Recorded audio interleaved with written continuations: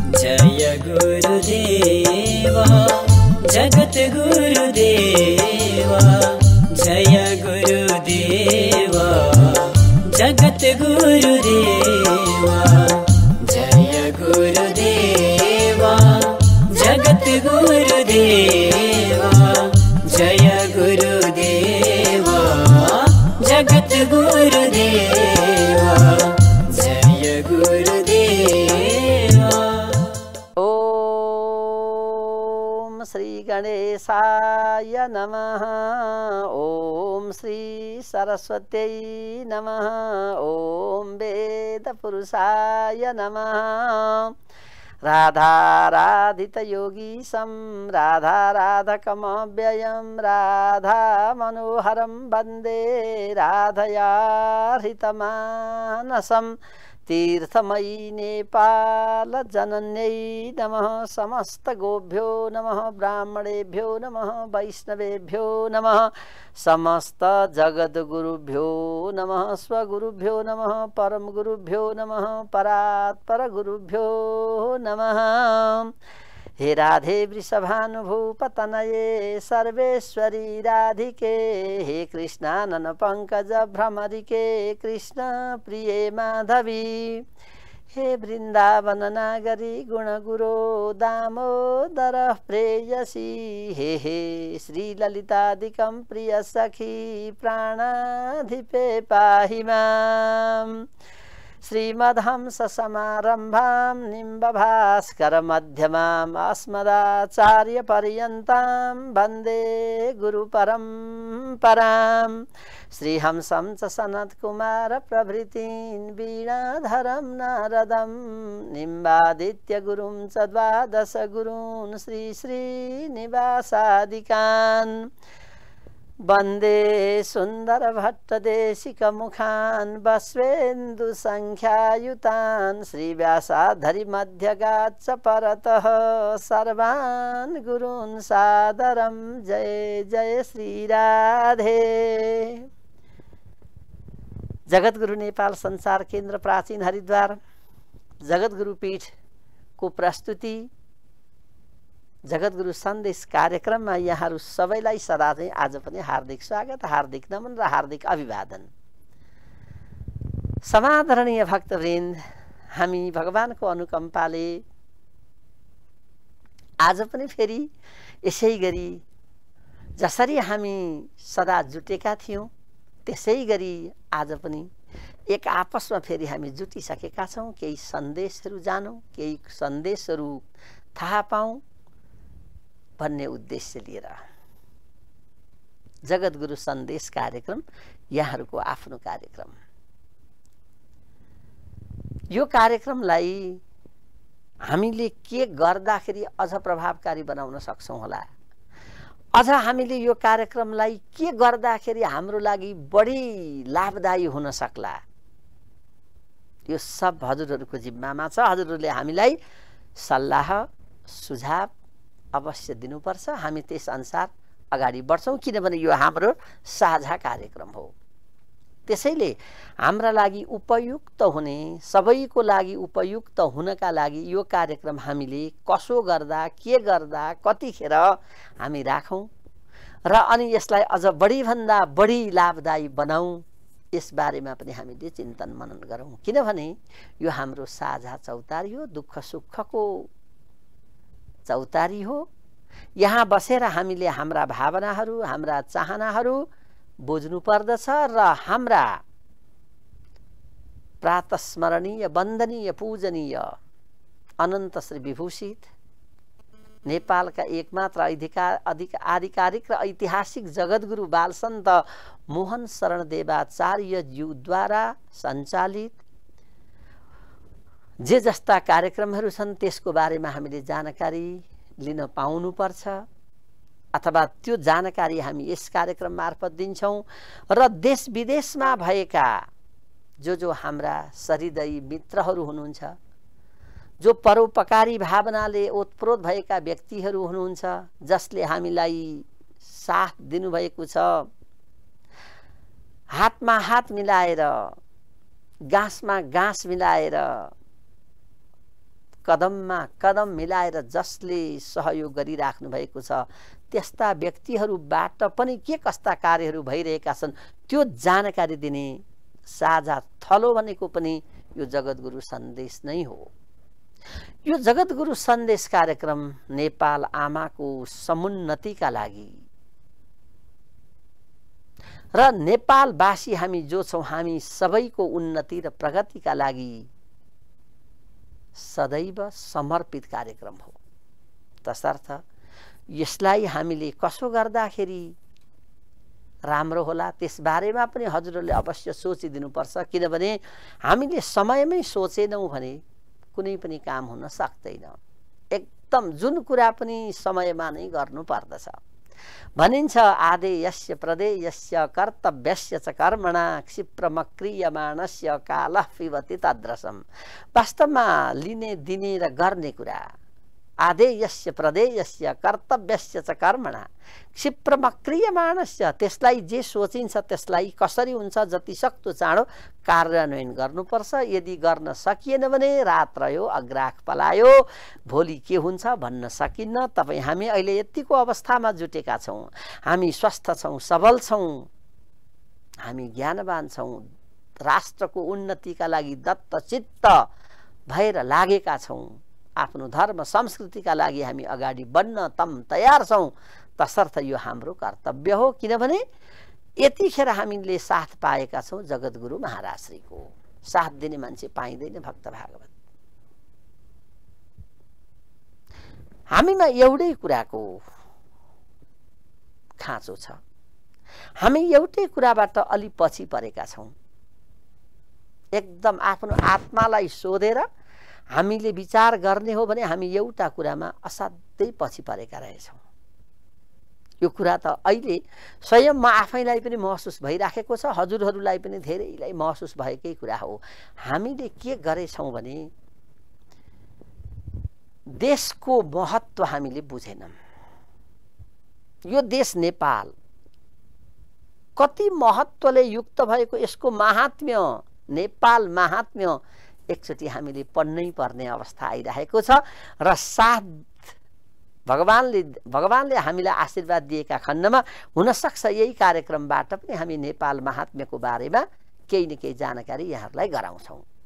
किनभने यो नेपालको पूर्ण उन्नति र प्रगतिका लागि, नेपालीहरूको पूर्ण रूपमा उन्नति र प्रगतिका लागि र हाम्रो धर्म संस्कृति रीतिरिवाज चाल चलन यी सबैको उन्नति र प्रगतिका लागि सञ्चालित यो कार्यक्रम। यस कार्यक्रमबाट हामीले हाम्रो धर्मको बारेमा, हाम्रा धर्महरू चाहे हामी 4 वर्ण 36 जातका व्यक्तिहरू किन नहौं, एउटा साझा फुलबारीमा बसेका हामी सम्पूर्ण नेपालीहरू र 4 वर्ण 36 जातका नेपालीहरूको बीचमा भएका हाम्रा धार्मिक समन्वय, धार्मिक सहिष्णुता जे छ त्यसलाई कायम राखेर हाम्रो एउटै ध्येय हुनुपर्छ, नेपाल आमाको उन्नति र प्रगति। त यो गराउनका लागि, यो गर्नका लागि, यसो गर्नुपर्छ भनेर अगाडि बढिदिनका लागि र बढ्ने व्यक्ति भनेको को हो त भन्दा हामी अहिले बिस्तारैसँग थाहा पाउँदैछौँ हाम्रै एकमात्र जगद्गुरु अनन्त श्री विभूषित बाल सन्त मोहन शरण देवाचार्य। उहाँलाई हामीले किन सम्झने त हैन? एउटा व्यक्ति भनौँ न, हाम्रो कोही होइन, एउटा नेपाली हो, कुनै पनि व्यक्ति किन नहोस्, तर उसलाई हामीले सम्झनु पर्ने कारणहरू के हुन सक्छ त्यसलाई हामीले विचार गर्नुपर्छ। र यसमा विचार गर्ने बेलामा भक्त भागवत मलाई एकजना हाम्रा अत्यन्त विद्वान व्यक्तित्वको याद आउँछ। अत्यन्त विद्वान, संस्कृतका प्रकाण्ड विद्वान हुनुहुन्छ, अत्यन्त मिलनसार हुनुहुन्छ, अत्यन्त नम्र हुनुहुन्छ।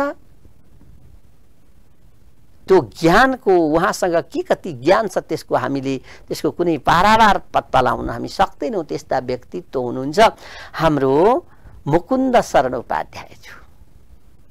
मुकुन्द शरण उपाध्याय जसले यो जगद्गुरु पीठप्रति अत्यन्त सद्भाव राख्नुहुन्छ, जगद्गुरु प्रति उहाँको अत्यन्त सद्भाव रहेको छ। कारण के भने अरु कुराले होइन, जगद्गुरु प्रतिको उहाँको सद्भाव हुनुको कारण जगद्गुरुका कदम, जगद्गुरुले चालेका कदमहरू, जगद्गुरुले उठाएका आवाजहरू र आफ्नो देशको उन्नति र प्रगतिका लागि गरेका अनुसन्धानहरू देखेर उहाँ पनि बडा प्रभावित हुनुभएको छ। र त्यस्ता व्यक्तित्व मुकुन्द शरण उपाध्यायले एउटा के लेख्नु भएको छ भने बडा मिठो छ। उहाँले लेख्नु भएको, जनः संसन्ति के नेति नैव चिन्तय चेतने, जनः संसन्ति के नेति नैव चिन्तय चेतने, किन्तु तेषां हितं केन भवेदिति न विस्मर। असाध्यै नेपाली, संस्कृत, हिन्दी लगायत अरू भाषामा पनि, अंग्रेजी लगायत कति भाषामा उहाँको दखल छ र नेपाली भाषाको लागि त उहाँले ठुलो आन्दोलन नै चलाउनु भएको छ। वास्तवमा नेपाली भाषालाई विश्वमा हामीले सबैसँग मिल्दो भाषा र सबैसँग परिचित भाषा कसरी बनाउन सक्छौं र व्यावहारिक भाषा कसरी बनाउन सक्छौं, यो बीचमा बिग्रियो, यो बिग्रिएको परम्परालाई हामीले लानु हुँदैन भनेर उहाँले ठुलो आन्दोलन चलाउनु भएको छ। अघि यो पनि यहाँहरूलाई जानकारी गराइहालौँ त उहाँ संस्कृतको प्रकाण्ड विद्वान, प्रकाण्ड विद्वान, विद्वान भइकन पनि बडो मिलनसार, नम्र। त त्यस्ता व्यक्तिले के लेख्नु भएको छ भने, जनः संसन्ति के नेति नैव चिन्तय चेतने, किन्तु तेषां हितं केन भवेदिति न विस्मर। कति मिठो भनाइ छ।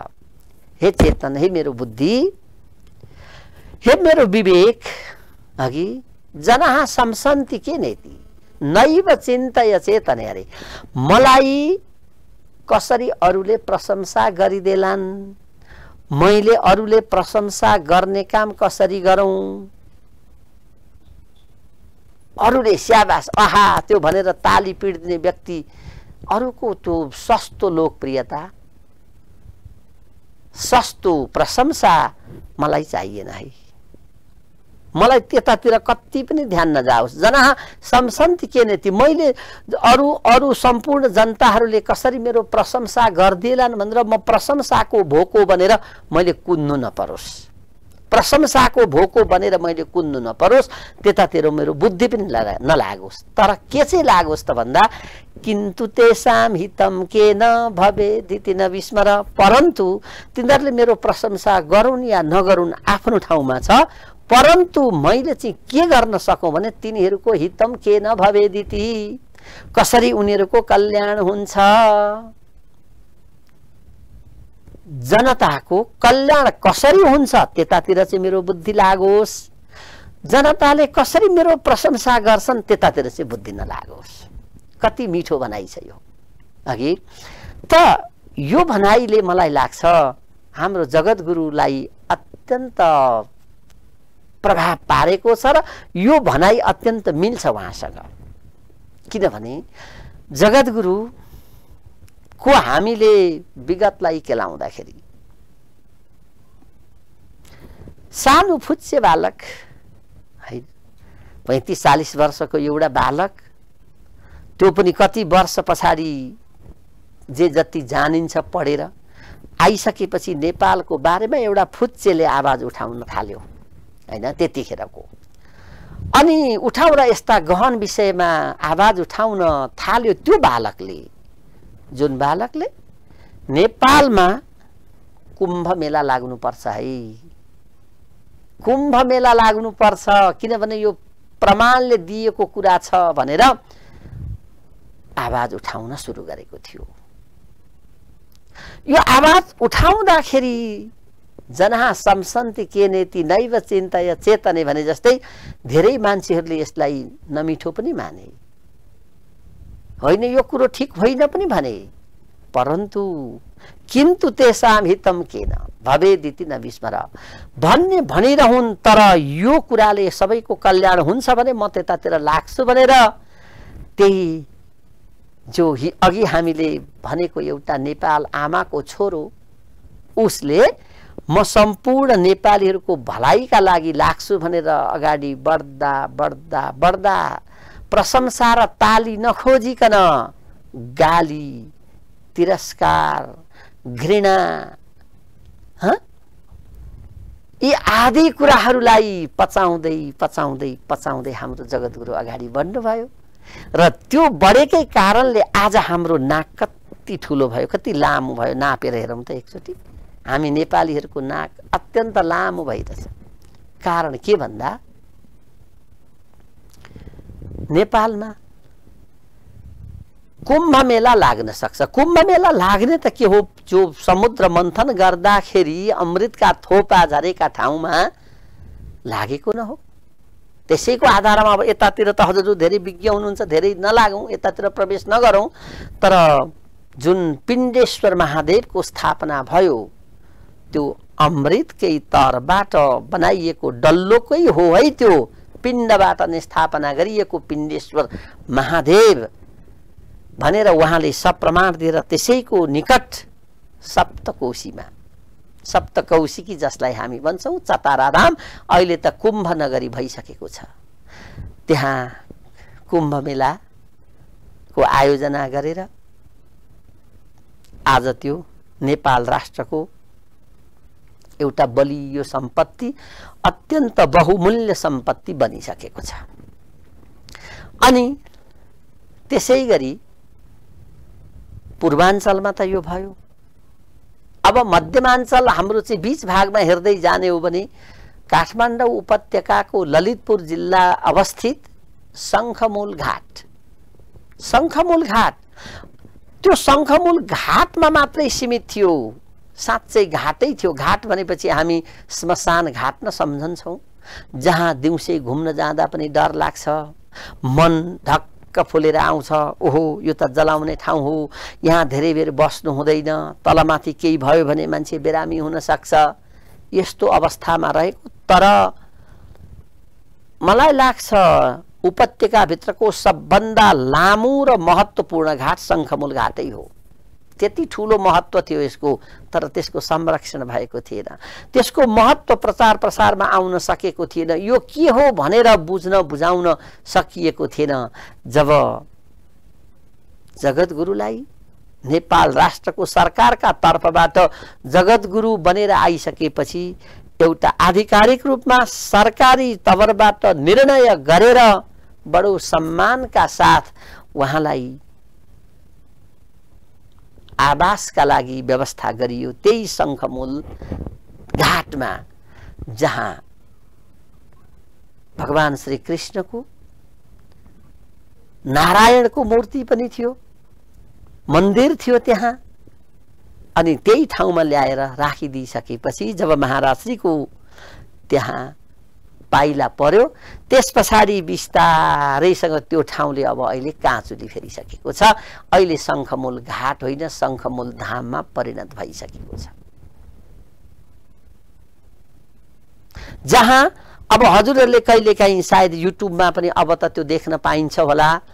विशाल शङ्ख, नेपालमा त्यति ठुलो शङ्ख अन्त कहीँ पनि छैन। शङ्खको निर्माण गरेर त्यहाँ राखेर भव्य किसिमको जब त्यो निर्माण भयो, त्यस पछाडिबाट त बिस्तारै त्यहाँ पनि गोपाल महायज्ञ भएको थियो। भक्त भागवत महाराज श्रीकै सक्रियतामा होला, दुःख सुख भए होलान्, अभाव थिए होलान्, त्यतिका बीचमा पनि कहाँ थियो र नेपालमा यो किसिमको अवस्था। कसैले गरौँ न त धार्मिक रूपमा यो गरौँ भन्दाखेरि, राष्ट्रका लागि गरौँ भन्दाखेरि गर्ने अवस्था, अहिले त हामी यो अवस्थामा छौँ भने सायद आजभन्दा मलाई लाग्छ 8-10 वर्ष अगाडिकै कुरा हो, कस्तो थियो होला। तर पनि जुटेर सुख दुःखलाई पचाउँदै पचाउँदै सारा कुरालाई गरेर आज त्यहाँ शङ्ख पनि स्थापना भइसकेपछि अहिले हजुरहरूले देख्न सक्नुहुन्छ त्यहाँ विचित्रको रमाइलो भइसकेको छ। त्यहाँ शङ्खमूलमा अहिले उद्यान बनिसक्यो। एनआरएनले उद्यानको निर्माण गरिदिइसकेको छ। शङ्खधाराको त्यहाँ अब परिकल्पना हुँदैछ, त्यसको विधिवत रूपमा उद्घाटन भइसकेको छैन। अब परिस्थिति यस्तै परेको छ, त्यसको पनि अब विधिपूर्वक जुन दिन उद्घाटन होला त्यहाँका दृश्यहरू हामी यहाँहरूलाई अवश्य देखाउनेछौँ। शङ्खमूल जगद्गुरुकै कारणले गर्दा त्यो घाटबाट धाममा परिणत भयो। त्यस पछाडिबाट गएर पोखरामा गोपाल धाम, यहाँहरू जो त्यो भेगका व्यक्तिहरू हुनुहुन्छ, पोखरा त्यस भेगका जो व्यक्तिहरू हुनुहुन्छ उहाँहरू पुग्नु भएको छैन भने पनि एकचोटि गोपालधाम पुगिदिनु होला। बागलुङ बस पार्कको पछाडिपट्टि रहेको गोपालधाममा यहाँहरूले पुगेर त्यहाँ रहेको गुरुकुललाई कस्तो किसिमको हामीले सहयोग गर्न सक्छौँ। हामी त्यहाँ भएका बालबच्चाहरूलाई जसले पूर्वीय दर्शनमा आधारित पढाइ भइराखेको छ, जो गुरुकुलममा बसेर पढेका हाम्रै भाइ छोराहरू छन्, नातिहरू छन्, तिनलाई के सहयोग गर्न सकिन्छ, के लाउन दिन सकिन्छ। हामी त दानमा विश्वास गर्ने व्यक्ति हौँ नि, हाम्रो परम्परा। त्यहाँ जाडामा त्यहाँ भएका व्यक्तिहरूलाई, ती बच्चाहरूलाई ओहो ब्राह्मणलाई दान दिनु, वैष्णवलाई दान दिनु, यो चान्चुने कुरा छैन, त्यो हेर्न सक्नुहुन्छ। शङ्खमूलमा त्यसै गरी हाम्रा बालबच्चाहरू त्यहाँ पनि जगत गुरुकुल सञ्चालन भएको छ, गुरुकुलम नै छ, त्यहाँ पनि यो भेगका व्यक्तिहरू जान सक्नुहुन्छ। जाडामा त्यहाँका बालबच्चाहरूलाई केही लाउने ताता लुगा दिनुभयो भने भोलि हजुरले यो संसार छोडेर जाँदा हजुरलाई पनि त्यहाँ ताता लुगाको व्यवस्था भइसकेको हुन्छ। ओछ्यानको व्यवस्था गरिदिनु भयो भने हजुरलाई भोलि जाँदाखेरि त्यही ओछ्यान त्यहाँ पुगिराखेको हुनसक्छ। गर्मीमा लाउने, जाडोमा लाउने, दैनिक रूपमा भोजन गराउन चाहनुहुन्छ भने शङ्खमूलमा त्यस्तै छ, गोपालधाममा त्यस्तै छ। अब चतराको त सबभन्दा सुरुकै भइहाल्यो, त्यहाँ त प्राचीन हरिद्वार प्रथम जगद्गुरु पीठ, त्यहाँ पनि विद्यार्थीहरू 100 भन्दा लगभग 100 भन्दा माथि नै छन् र उनीहरूले उच्च शिक्षा हासिल गरेर, मैले बारम्बार यहाँहरूलाई भन्ने गर्छु र भनेको पनि छु, विदेशमा गएर 8वटा स्वर्ण पदक जित्ने व्यक्तिहरू पनि महाराष्ट्रका आफ्नै शिष्यहरू भएर सबलाई चकित पारिदिराखेका छन्। त्यसै गरी गएर हाम्रो पर्वतको मोदीबेनी धाम, त्यो अत्यन्त प्राचीन, त्यहाँ पनि गुरुकुलम छ र त्यहाँका व्यक्तिहरूले पनि जगद्गुरु प्रति आस्था श्रद्धा राखेर ओहो उहाँले गरेका कदमहरू अत्यन्त महत्त्वपूर्ण छन् भनेर त्यहाँ जुन संरक्षण गरिराख्नु भएको छ, हेरविचार गरिराख्नु भएको छ, गुरुकुलम सञ्चालन गरिरहनु भएको छ, त्यस भेगका व्यक्तिहरूले त्यहाँ आएर पनि आफूलाई मन लागेका बेलामा विद्यार्थी भोजन, दान दक्षिणा अनि के सहयोग गर्न सकिन्छ त्यो पनि गर्न सकिनेछ। अब नीलाद्री पीठ जो जोमसोम एयरपोर्टको नजिकै छ, त्यहाँ भर्खर स्थापना भएको हुँदाखेरि सायद यी सबै कुरा त्यहाँ हुन अलिकति समय लाग्ला, परन्तु त्यहाँ पनि महाराष्ट्रको ठुलो योजना छ, केही गरौँ र अन्न क्षेत्र सञ्चालन गरौँ भन्ने त्यहाँ भावना छ। अनि महाकालीको भम्केनीमा पनि गुरुकुलम र 75 फिट अग्लो नेपाल माताको मूर्ति, गुरुकुलमको सञ्चालन, आहा यी सबैकोबाट सम्भव भए त भन्दा जगद्गुरुबाटै भए र त्यो सम्भव हुनका लागि मलाई यो श्लोकले असाध्यै प्रभाव पार्यो। जना संसन्ति केनेति नैव चिन्तय चेतने, मलाई अरूले प्रशंसा गरून् भन्ने कुरा कहिल्यै पनि सोच्नु हुँदैन। हे मेरो बुद्धि, हे मेरो चेतन, हे मेरो विवेक, मलाई यतातिर कहिल्यै पनि लगाउनै पर्छ भने कहाँ लगा त भन्दा किन्तु तेषां हितं केन भवेदिति न विस्मर, परन्तु सबैको कल्याण, सर्वे भवन्तु सुखिनः सर्वे सन्तु निरामयाः सर्वे भद्राणि पश्यन्तु मा कश्चित् दुःखभाग् भवेत् भने जस्तै यही कुरालाई अवलम्बन गरेर महाराष्ट्रबाट चालिएका यी कदमहरू हजुर हाम्रा कदम हुन्।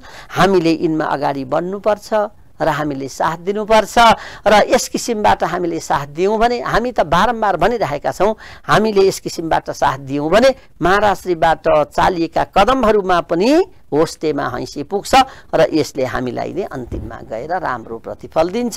हामीले यसबाट केही न केही पाउँछौँ, चाहे भावनात्मक कार्य हुन्, चाहे अरू कार्य हुन्। महाराष्ट्रले हामीलाई एउटा असल व्यक्ति बनेर अगाडि बढ्नका लागि जुन किसिमको हौसला प्रेरणा दिनुभएको छ भक्त भागवत, त्यो अविस्मरणीय छ। आज हामीले यो कुरालाई बिर्सनु हुँदैन।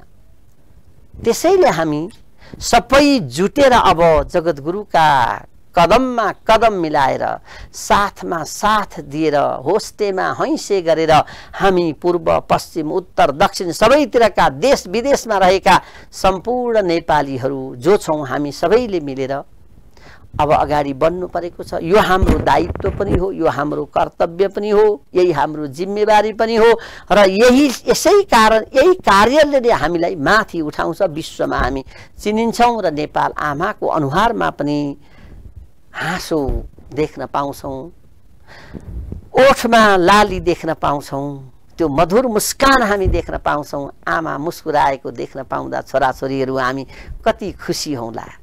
तसर्थ भक्त भागवत हामी अगाडि बढौँ।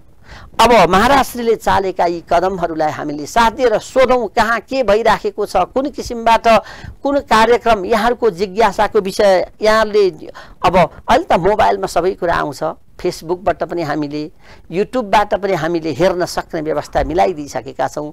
जगद्गुरु पीठ नेपाल, जगद्गुरु सन्देश कार्यक्रम, त्यहाँ पनि टाइप गरेर सर्च गरेर हेर्न सकिन्छ, गतिविधिहरू हेर्न सकिन्छ। हामी यसरी हेरौँ, अगाडि बढौँ र नेपाललाई सिगारौँ भन्ने यही साझा सन्देश दिनका लागि नै यो जगद्गुरु सन्देश कार्यक्रम हामीले सञ्चालन गरिरहेका छौँ र यहाँहरूको सहभागिता जुटिरहेको छ।